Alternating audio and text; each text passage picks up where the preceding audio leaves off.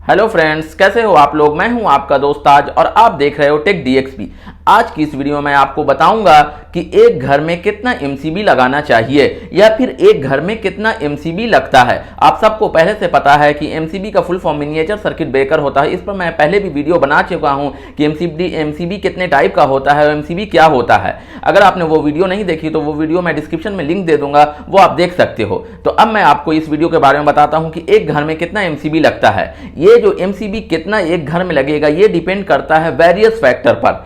सबसे पहला फैक्टर होता है कि जो घर बन रहा है वो किस कंट्री में है, किस एरिया में है, किस लोकेशन में है। मतलब आप घर इंडिया में बन रहा है या फिर इंडिया से बाहर बन रहा, या फिर इंडिया में अगर बन रहा तो इंडिया में रूरल एरिया में बन रहा है या अर्बन यानी टाउन में बन रहा, किसी सिटी में बन रहा है या फिर किसी विलेज में बन रहा है। ठीक है, उसके बाद सबसे पहला फैक्टर तो ये हो गया कि घर का लोकेशन। दूसरा फैक्टर होता है कि घर का साइज कितना है। मतलब घर जो है कितने फ्लोर की बिल्डिंग है, 10 फ्लोर की बिल्डिंग है या फिर एक फ्लोर की ही बिल्डिंग है, उसमें कितना उसमें जो है मतलब ज़्यादा बड़ा एरिया है। दूसरा फैक्टर तो ये हो गया घर का साइज। तीसरा फैक्टर होता है कि बिल्डिंग जो बना रहा है ऑनर का रिक्वायरमेंट क्या है। उसके बाद चौथा जो फैक्टर होता है कि वो जो घर बन रहा है उसमें टोटल कितना लोड है, मतलब कितना लोड का रिक्वायरमेंट है उस घर में, मतलब कितना किलोवाट मतलब उस घर में हम लोगों को चाहिए। मतलब कौन कौन सी मशीन होगी, कितना लाइट होगा, कितना पावर सॉकेट होगा, कितना एसी होगा, ये सारा डिमांड क्या है। तो सबसे पहला चीज़ मैं बताता हूँ घर का लोकेशन। अगर इंडिया से बाहर है, मतलब लेट से अगर दुबई में है या फिर किसी और गल्फ कंट्री में है या सिंगापुर में है या फिर कहीं और है, तो वहाँ पर लोकल अथॉरिटी जो है, लोकल अथॉरिटी के हिसाब से ही हमारा जो है एमसीबी का रेटिंग और एमसीबी का टोटल जो है सिलेक्शन होगा। मतलब अगर लोकल अथॉरिटी का एक पूरा जो है एक रेगुलेशन होता है और एक इंटरनेशनल स्टैंडर्ड है। ज़्यादातर गल्फ कंट्री में एक जो लोकल अथॉरिटी रहती है वो इंटरनेशनल रेगुलेशन को ही फॉलो करती है। तो जो भी इंटरनेशनल रेगुलेशन है उसमें सारा कुछ दिया हुआ है कि एक घर में कितना एमसीबी लगेगा, उसके बाद मतलब कितना साइज का एमसीबी लगेगा, ये सारा कुछ है। ठीक है, मतलब वो जो इंटरनेशनल रेगुलेशन है वो फुल्ली जो है किलोवाट पर डिपेंड करता है और वाट पर डिपेंड करता है। ठीक है, और इस पर डिपेंड करता है कि घर में कितना लोड है। ठीक है, इसी हिसाब से हम लोग डिस्ट्रीब्यूशन करते हैं। उसके बाद एक इंटरनेशनल स्टैंडर्ड ये भी है कि जो घर रहेगा उसमें हम लोग आरसीसीबी और ईएलसीबी भी लगाते हैं एमसीबी के अलावा। मतलब ये जो देख रहे हो, ये जो प्रोटेक्शन के लिए हम लोग आरसीसीबी और ईएलसीबी भी लगाते हैं हर एक घर में। ये इंटरनेशनल स्टैंडर्ड के अकॉर्डिंग जो है ये नेसेसरी है। ठीक है, तो उसके बाद ये तो हो गया इंडिया के बाहर। उसके बाद अगर इंडिया में अगर कोई घर बन रहा है उसमें भी अगर कोई कॉन्ट्रैक्टर घर बना रहा है, 10 फ्लोर 20 फ्लोर की बिल्डिंग है, तो वो लोग भी सेम इंटरनेशनल स्टैंडर्ड को ही फॉलो करते हैं। ठीक है, मतलब एमसीबी के अलावा आरसीसीबी और ईएलसीबी या फिर ईएलसीबी भी लगेगा। दोनों ऑलमोस्ट एक ही चीज़ है, आरसीसीबी ईएलसीबी। इस पर भी मैं एक वीडियो बना चुका हूं। अगर आपको इस पर भी कुछ कंफ्यूजन है तो वो आप देख सकते हो, आरसीसीबी या फिर ईएलसीबी क्या है।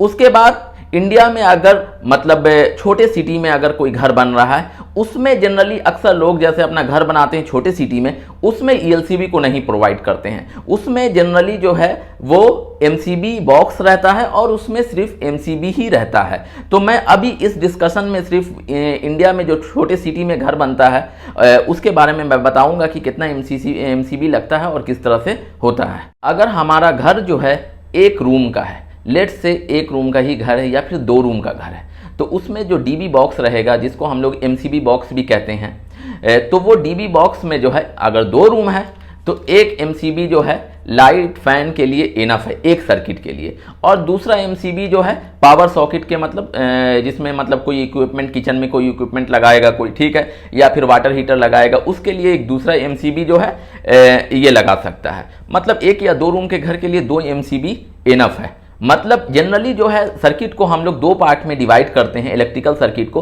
पहला लाइटिंग का पार्ट होता है, दूसरा पावर का पार्ट होता है। लाइट का सर्किट जो रहता है उसमें हम लोग जनरली 10 एम्पियर की एमसीबी को यूज़ करते हैं। पावर की सॉकेट जो होती है उसमें हम लोग 20 एम्पियर की एमसीबी को यूज़ करती हैं। लाइट फैन एक ही हो गया, वो लाइटिंग के सर्किट में ही आता है। पावर के सॉकेट में जो है वो 13 एम्पियर का जो सॉकेट आता है वो हम लोग यूज़ करते हैं, ठीक है, या फिर 20 एम्पियर का सॉकेट जो इंडिया में फेमस है वो भी यूज़ करते हैं, वो पावर का सॉकेट होता है, ठीक है। तो पावर के सॉकेट के लिए 20 एम्पियर का एमसीबी और लाइट के सर्किट के लिए 10 एम्पियर का। और सबसे बड़ा चीज़ इसमें यह होता है कि एक एमसीबी जनरली हम लोग एक एमसीबी से एक सर्किट ही निकालते हैं, ठीक है। एक एमसीबी रहेगा, यहाँ से एक वायर निकलेगा, वो एक सर्किट बनेगा, ठीक है। 2 एमसीबी रहेगा तो 2 सर्किट निकलेगा। एमसीबी बॉक्स में अगर 10 एमसीबी है तो 10 सर्किट मतलब उसमें से निकलता है, ठीक है, ठीक है। अगर मान लिया कि अगर मेरा 10 सर्किट है तो एक एमसीबी बॉक्स में एक अगर सिंगल फेस का, मतलब हमारे पास सिंगल फेस का ही डिस्ट्रीब्यूशन सिस्टम है, तो हमारे बिल्डिंग में जो है एक डबल पोल का एमसीबी लगाएंगे और फिर वहां से एमसीबी को बस बार के थ्रू डिस्ट्रीब्यूट कर देंगे 10 एमसीबी में, ठीक है। अगर 5 एमसीबी है आउटगोइंग में तो उसमें बस बार के थ्रू 5 एमसीबी में हम लोग इस तरह से डिस्ट्रीब्यूट कर देते हैं। अब मैं आपको बताता हूं, लेट से हमारा एक स्कूल बिल्डिंग है, उसमें 14 क्लासरूम है और 20 जो है ऑल अदर रूम्स है, जैसे टीचर रूम हो गया या फिर कोई एक्टिविटी रूम हो गया, ठीक है, या फिर कोई लैब हो गया, इस तरह का रूम है।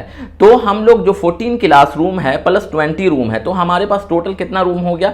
टोटल हमारा जो रूम हो गया 14 प्लस 20 इज इक्वल टू हो गया 34 रूम हो गया। अब हम लोग स्कूल का साइज देखेंगे, स्कूल का साइज कितना बड़ा है, उस हिसाब से हम लोग डिस्ट्रीब्यूशन बॉक्स को प्लेस करेंगे, मतलब एमसीबी बॉक्स को प्लेस करेंगे। अगर हमारा एरिया बहुत ज्यादा बड़ा है तो 10 क्लासरूम के लिए हम लोग एक डिस्ट्रीब्यूशन बॉक्स रखेंगे, उसके अंदर 5 एमसीबी रखेंगे और हर 2 क्लासरूम के लिए एक एमसीबी हम लोग डिनोट कर देंगे, दे देंगे। मतलब अगर हमारे क्लासरूम में कुछ लोड ज्यादा नहीं है, लाइट है, फैन है, बस तब।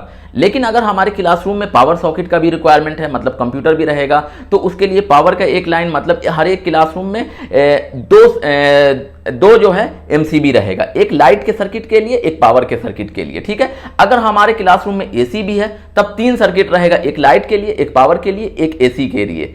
तो इस तरह से, और जो लाइट का सर्किट है वो हम लोग मतलब 2 क्लासरूम के लिए एक सर्किट यूज कर सकते हैं, एमसीबी के लिए एक एमसीबी यूज करेंगे, पावर के लिए भी 2 क्लासरूम का एक एमसीबी यूज कर सकते हैं। उसी तरह से एसी के लिए, मगर सेपरेट हम लोग हर एक एसी के लिए एक एमसीबी यूज करेंगे।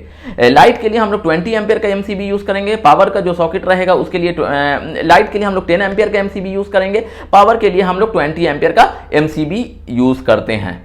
तो आई होप कि आपको ये पूरी तरीके से समझ में आ गया होगा कि किस तरह से डिस्ट्रीब्यूशन करते हैं। एक्चुअली में जो है हमारा जो लोकेशन जो है, एरिया जो है हमारा देख कर करते हैं कि मतलब कितना बड़ा एरिया है, उस हिसाब से हम लोग एमसीबी बॉक्स का लोकेशन भी रखते हैं। क्योंकि अगर एक ही एमसीबी बॉक्स रखेंगे, उसी में सारा एमसीबी रख देंगे, तो लेट से हमारा 500 मीटर बहुत दूर दूसरा जो ब्लॉक है स्कूल का, तो वहां पर केबल ले जाना या फिर वायर ले जाना बहुत मुश्किल हो जाएगा, ठीक है। तो उस केस में हम लोग एक एसएमडीबी बनाएंगे, एक एसएमडीबी किसी इलेक्ट्रिकल रूम में या किसी बाउंड्री वॉल के पास रख देंगे, एक एसएमडीबी सब मेन डिस्ट्रीब्यूशन बोर्ड, वहां से लेकर के जो है हम लोग सेपरेट एमसीबी बॉक्स जो रहेगा, डीबी बॉक्स रहेगा, 4 डीबी बॉक्स। अगर स्कूल में हमारे 4 ब्लॉक है तो 4 डीबी बॉक्स रखेंगे, और जो डीबी में है मतलब हर 2 क्लासरूम को हर 2 क्लासरूम के लिए लाइट का एक एमसीबी और पावर का एक एमसीबी रख सकते हैं हर 2 क्लासरूम के लिए। तो इस तरह से हम लोग पावर का डिस्ट्रीब्यूशन करते हैं। आई होप कि आपको ये वीडियो पूरी तरीके से समझ में आ गया होगा। अगर वीडियो में कोई डाउट है तो आप मुझे कमेंट सेक्शन में पूछ सकते हो। अगर वीडियो पसंद आए तो please like, share and subscribe my channel, ताकि इलेक्ट्रिकल इंजीनियरिंग की जॉब इंटरव्यू से रिलेटेड इस तरह की इंफॉर्मेटिव वीडियो आपको हमेशा मिलती रहे। मिलते हैं नेक्स्ट वीडियो में एक नए टॉपिक के साथ, तब तक के लिए बाय बाय।